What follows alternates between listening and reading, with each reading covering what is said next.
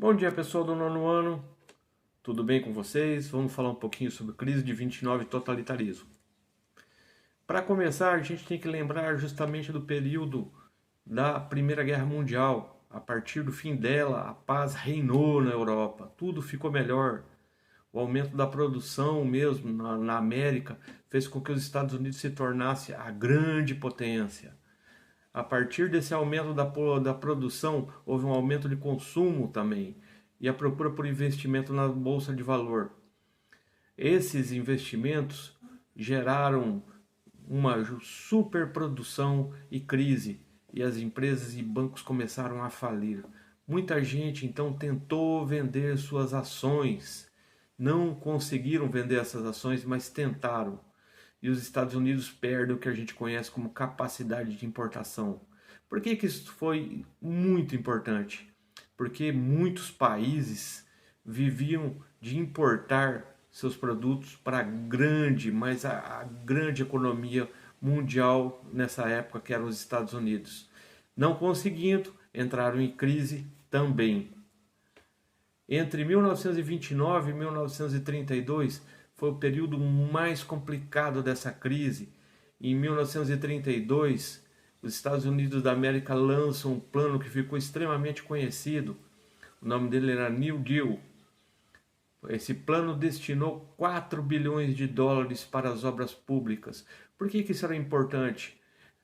Obras públicas eram feitas, empregos eram abertos, muita gente que estava desempregada foi empregada para trabalhar nessas obras públicas e começou a se gerar dinheiro para a economia. O controle de preços também, de salários e despesas também foi extremamente importante para que começasse a se melhorar esse sentido dessa crise. E essa crise que a gente falou tanto, ela começou a gerar também um movimento que ficou conhecido como totalitarismo, principalmente na Itália e na Alemanha. O caso da Itália a gente vai ver agora, que seria o fascismo. Ele nasceu entre 1922, um pouquinho antes já, entre 1919, o Benito Mussolini já mostrava suas ideias, mas a grande força foi entre 1922 a 1945.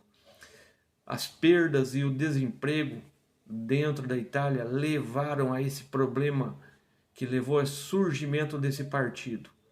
E, a partir daí, em 1919, como a gente já falou, o Benito Mussolini já tinha 200 mil filiados. É muita gente.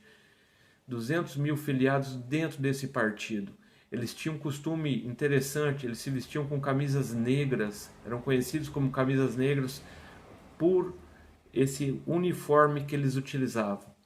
Em 1922 ocorre uma marcha na cidade de Roma, a capital, e essa marcha leva o Benito Mussolini a ser chamado para ser primeiro-ministro da Itália. Esse primeiro-ministro da Itália, ele recebe um apelido carinhoso, ele começa a ser chamado de Duce. E em 1929 ele assina um acordo com a Igreja Católica, onde ele dá soberania à Igreja Católica. As terras do Vaticano, elas se tornavam terras católicas, e o Vaticano começou a trabalhar como um país, não como parte da Itália, mas agora ele era um país.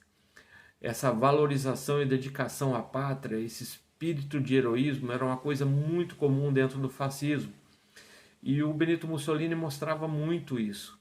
Outra coisa que ele fez foi eliminar os sindicatos. Ele eliminou praticamente todos de forma muito cruel e muito dura. E o rádio e o cinema, eles foram muito utilizados para difundir ou espalhar essa doutrina e pensamento fascista nesse momento.